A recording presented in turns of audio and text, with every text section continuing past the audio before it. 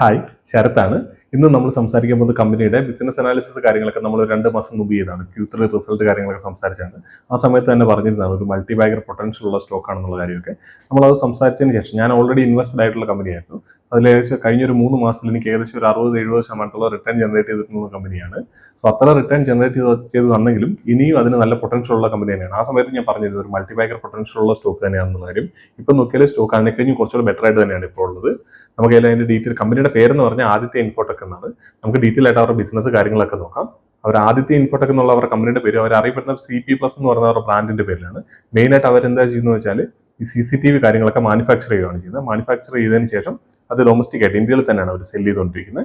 അവർ പിന്നെ കൂടുതൽ കാര്യങ്ങൾ അവർ ഇമ്പോർട്ട് ചെയ്യുന്നുണ്ട്. പുറത്തുനിന്ന് ഇമ്പോർട്ട് ചെയ്തതിന് ശേഷം ഇവിടെ അവർ അവരുടെ മാനുഫാക്ചറിങ് യൂണിറ്റ് കാര്യങ്ങളൊക്കെ ഉണ്ട്. അതിലിട്ട് അവർ മാനുഫാക്ചർ ചെയ്യുകയാണ് ചെയ്യുന്നത്. വെറുതെ പുറത്തുനിന്ന് സാധനങ്ങൾ കൊണ്ടുവന്ന് ഇവിടെ അസംബിൾ ചെയ്ത് സെല് ചെയ്യുകയല്ല അവർ ചെയ്യുന്നത്. അവർക്ക് കൃത്യമായിട്ട് മാനുഫാക്ചറിങ് യൂണിറ്റുകളോ അല്ലെങ്കിൽ ഈ പറഞ്ഞ പോലെ ബാക്ക്വേർഡ് ആയിട്ട് അവർ കുറേ കാര്യങ്ങൾ ഇന്റഗ്രേഷൻ കാര്യങ്ങളൊക്കെ ചെയ്തിട്ടുണ്ട്. സോ അതുകൊണ്ട് തന്നെ ഇവർ കൂടുതലായിട്ട് സ്വന്തമായിട്ട് മാനുഫാക്ചറിങ് ആണ് ചെയ്യുന്നത്. അതിനകത്ത് ഇവരുടെ റോ മെറ്റീരിയൽ കാര്യങ്ങളൊക്കെ പുറത്തുനിന്ന് കുറേ കാര്യങ്ങൾ വരുന്നുണ്ട്. അങ്ങനെയാണെങ്കിലും ഇന്ത്യയിൽ ഇപ്പോൾ ലീഡിംഗ് ആയിട്ടുള്ള ഒരു കമ്പനിയാണ് ഈ CP പ്ലസ് എന്ന് പറഞ്ഞാൽ ഈ CCTVയുടെ കാര്യത്തിൽ.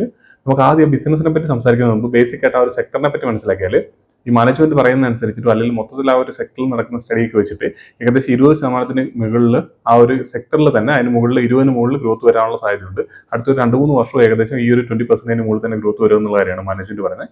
പക്ഷേ അങ്ങനെയാണെങ്കിലും മാനേജ്മെന്റിന്റെ ഒരു അസസ്മെന്റ് വെച്ചിട്ട് അവർ പറയുന്നത് 15-16% ഗ്രോത്ത് എങ്കിലും ഈ ഒരു FY27 ഉണ്ടാവും എന്നുള്ള കാര്യമാണ്. അതിന്റെ മെയിൻ റീസൺ എന്താണെന്ന് വെച്ചാൽ കഴിഞ്ഞ വർഷത്തിൽ ഈ ഒരു സെക്ടറിൽ വലിയ ഗ്രോത്ത് വന്നിരുന്നില്ല. അതിന്റെ കാര്യം എന്താണെന്ന് വെച്ചാൽ ഇന്ത്യൻ ഗവൺമെന്റ് കുറച്ച് സർട്ടിഫിക്കേഷൻ കാര്യങ്ങളൊക്കെ കൊണ്ടുവന്നിട്ടുണ്ട്. STQC എന്ന് പറഞ്ഞിട്ട് പുതിയൊരു സർട്ടിഫിക്കേഷൻ കൊണ്ടുവന്നിട്ടുണ്ട് ഈ CCTVയുടെ കാര്യത്തിൽ. എന്ന് വെച്ചാൽ വേറെ ഒന്നും കൊണ്ടല്ല, ഇതിപ്പോൾ നാഷണൽ സെക്യൂരിറ്റിനെ അഫക്ട് ചെയ്യുന്ന ഒരു കാര്യമാണല്ലോ. അപ്പോൾ ചൈനയിൽ നിന്നൊക്കെ ഒരുപാട് പ്ലേയേഴ്സ് ഇന്ത്യയിൽ ഉണ്ടായിരുന്നു ഈ CCTVയുടെ കാര്യത്തിൽ. അപ്പം ഇതെന്ന് പറഞ്ഞാൽ ഇപ്പം നമ്മുടെ ഇന്ത്യയിലെ ഏതൊരു കോർണറും ഈ CCTV വഴി ആക്സസ് ചെയ്യാനായിട്ട് വരും. അപ്പോൾ നമുക്കിവിടെ വരുന്ന കമ്പനികൾ അവരുടെ എന്തെങ്കിലും കാര്യത്തിൽ അവരുടെ സിസ്റ്റം കാര്യങ്ങളൊക്കെ കോംപ്രമൈസ് ആയി പോയി കഴിഞ്ഞാൽ മൊത്തത്തിൽ നമ്മുടെ സെക്യൂരിറ്റി കാര്യങ്ങൾ അഫക്ട് ചെയ്യുന്നതുകൊണ്ട് തന്നെ ഈ പുതിയൊരു ലൈസൻസിങ് കൊണ്ടു നിൽക്കുന്നതാണ് ഈ STQC എന്ന് പറഞ്ഞത്. അപ്പോൾ ആ ഒരു ലൈസൻസ് ഉള്ള കമ്പനികൾക്ക് മാത്രമേ ഇവിടെ സെല് ചെയ്യാനായിട്ട് പറ്റുള്ളൂ. അതുകൊണ്ട് തന്നെ ഇപ്പോൾ ഒരുപാട് മേജർ ആയിട്ടുള്ള ഇമ്പോർട്ട് ചെയ്യുന്ന കമ്പനികളൊക്കെ ഇപ്പോൾ ഔട്ട് ആയി പോയിട്ടുണ്ട് മാർക്കറ്റിൽ നിന്ന്. ഇപ്പോൾ ഏകദേശം 30ഓളം കമ്പനികൾ മാത്രമേ ഉള്ളൂ ഈ ഒരു ഇന്ത്യൻ മാർക്കറ്റിൽ ഇപ്പോൾ CCTVയിലുള്ളൂ. അതിൽ ഏകദേശം 10-12 എണ്ണം ഇന്റർനാഷണൽ ആണ്. ബാക്കിയുള്ളത് മുഴുവൻ ഡൊമസ്റ്റിക് ആയിട്ടുള്ള കമ്പനികളാണ്. പക്ഷേ ഈ ഒരു കമ്പനി നോക്കിയാൽ CP പ്ലസിനെ നോക്കിയാൽ ഇവർക്ക് കൃത്യമായിട്ടുള്ള കോമ്പറ്റീറ്റർ ഇല്ല. ഇവർ ഓരോ സെഗ്മെന്റിൽ ഇവരിപ്പോൾ പല സെഗ്മെന്റിൽ വർക്ക് ചെയ്യുന്നുണ്ട്. ഇപ്പോൾ കാറിന്റെ ഡാഷ് ക്യാം ആണെങ്കിൽ അല്ലെങ്കിൽ അല്ലാത്ത CCTVs ആണെങ്കിൽ റെയിൽവേ ആയിട്ട് ടൈപ്പിലാണെങ്കിൽ അങ്ങനെ ഒരുപാട് ബിസിനസ്സുകളിൽ ഇവർ വർക്ക് ചെയ്യുന്നുണ്ട്. അതിനകത്ത് പല സ്ഥലത്തും പല കമ്പനികളുടെ കോമ്പറ്റീഷൻ ഉണ്ട്. പക്ഷേ ഡയറക്റ്റ് ആയിട്ട് ഇവരുടെ എല്ലാ പ്രൊഡക്റ്റുകളും ഉള്ള രീതിയിലുള്ള അങ്ങനെ ഫുള്ളായിട്ട് ഇവരുടെ ബിസിനസിനെ കോമ്പറ്റ് ചെയ്യാൻ പറ്റുന്ന വേറെ ബിസിനസ്സുകളൊന്നും തന്നെ ഇന്ത്യയിൽ ഇല്ലെന്നുള്ള കാര്യമാണ് മാനേജ്മെന്റ് പറയുന്നത്.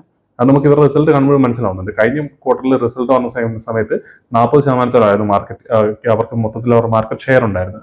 അത് ഈ ഒരു ക്വാർട്ടർ ആയപ്പോഴത്തേന് 45% കൂടിയിട്ടുണ്ട്. കഴിഞ്ഞ ക്വാർട്ടറിൽ 40 എത്തിയതും നല്ല രീതിയിൽ ഗ്രോ ചെയ്ത് തന്നെയാണ്.